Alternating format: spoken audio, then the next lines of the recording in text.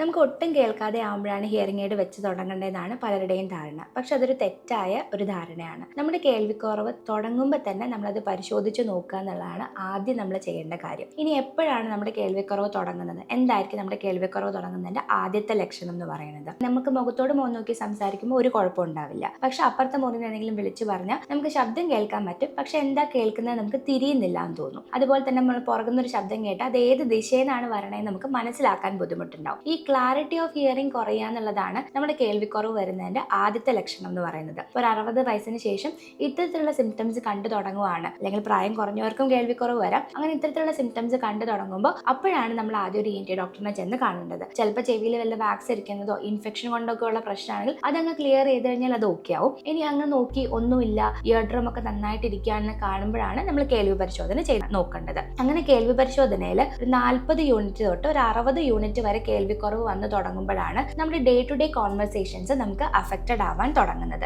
ഈ സമയത്ത് വേണം നമ്മളൊരു ഹിയറിംഗ് എയ്ഡ് അല്ലെങ്കിൽ ശ്രവണ സഹായി വെച്ച് തുടങ്ങാനായിട്ട്. നമ്മൾ ഒരുപാട് ലേറ്റ് ആയിട്ട് ഒരുപാട് കേൾവിക്കുറവായിട്ട് നമ്മൾ ഹിയറിംഗ് എയ്ഡ് വെച്ചാലും നമ്മുടെ നെർവിന് ഓൾറെഡി ഒരുപാട് ഡാമേജ് സംഭവിച്ചു പോയല്ലോ. അപ്പോൾ ആ ഹിയറിംഗ് എയ്ഡിന് ആ ശബ്ദത്തിന് ആംപ്ലിഫൈ എത്രത്തോളം ചെയ്താലും നമുക്കൊരു നല്ലൊരു ക്വാളിറ്റി ഹിയറിംഗ് കൊണ്ടുവരാൻ സാധിക്കില്ല. അപ്പോൾ നമുക്കൊരു 40 തൊട്ട് 60 യൂണിറ്റ് വരെ കേൾവിക്കുറവ് വന്നു തുടങ്ങുന്ന ആ ഒരു സ്റ്റേജിലാണ് നമ്മൾ എപ്പോഴും ഹിയറിംഗ് എയ്ഡ് വെക്കേണ്ടത്.